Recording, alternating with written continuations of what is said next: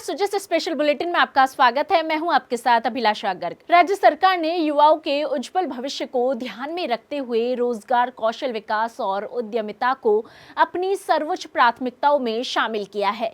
इसी दिशा में आयोजित राज्य स्तरीय रोजगार मेला न केवल युवाओं को रोजगार के नए अवसर उपलब्ध करा रहा है, बल्कि उद्योगों और प्रशिक्षित मानव संसाधन के बीच मजबूत सेतु बनकर प्रदेश के समावेशी और सतत विकास को नई गति दे रहा है। राज्य सरकार के 2 वर्ष पूरे होने के अवसर पर कॉमर्स कॉलेज जयपुर में राज्य स्तरीय रोजगार मेले का आयोजन किया गया।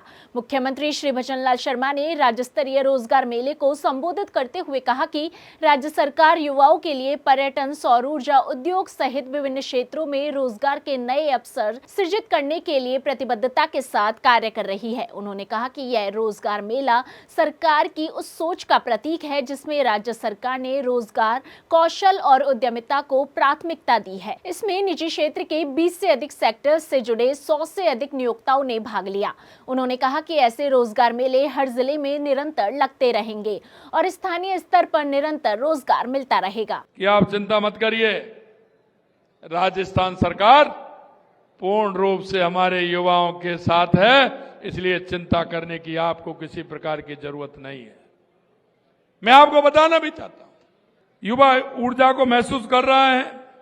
ये मेला सरकार की उस सोच का प्रतीक है जिसमें रोजगार, कौशल, उद्यमिता प्राथमिकता दी है।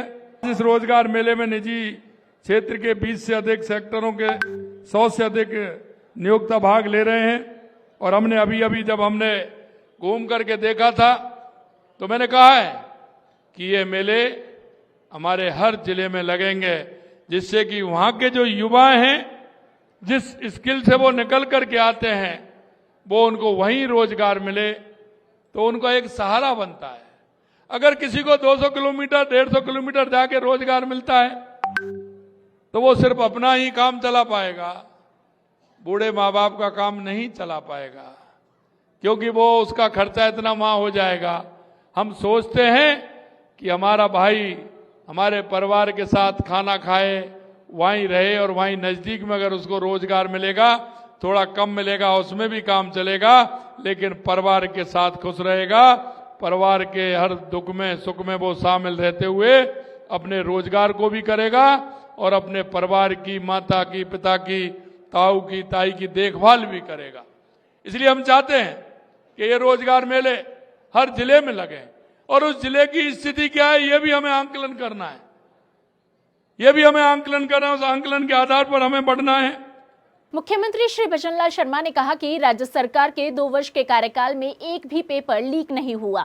श्री शर्मा ने कहा कि राज्य सरकार ने एक रोड मैप बनाकर गत 2 वर्षों में पानी, बिजली, उद्योग, रोजगार सहित विभिन्न क्षेत्रों में प्राथमिकता के साथ कार्य किया है।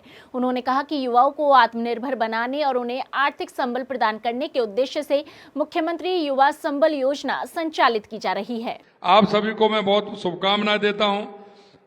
ये एक नई शुरुआत है एक ऐसे राजस्थान की जो युवा हमारा आगे बढ़ रहा है। उसने जो सपना देखा है, जहां युवाओं का योगदान प्रदेश की नई ऊंचाइयों पर ले जाने का है, ये मैं आप देख रहा था मैं कि हर जिले से लोग आएंगे। हमने एक नया काम और किया है पंच गौरव का। हमने ये भी किया है कि हमारे पर्यटन के क्षेत्र में, सोलर के क्षेत्र में, रिफाइनरी हमारी अगले महीने चालू होने वाली है, तो पेट्रोकेमिकल के क्षेत्र में, उद्योग जो हमारे लग रहे हैं उसके क्षेत्र में, जहां भी हमारी आवश्यकता है। क्योंकि आपने देखा है कि युवाओं के लिए जो हमने पहली साल में ही राइजिंग राजस्थान किया था, 35 लाख करोड़ के हमारे एमओयू हुए। हमने एक साल के अंदर 8 लाख करोड़ के ज्यादा हमने जमीन पर उतारने का काम किया है। अभी वो उनका काम चल रहा है, कुछ बन रहे हैं, कुछ स्टार्ट हो गए हैं।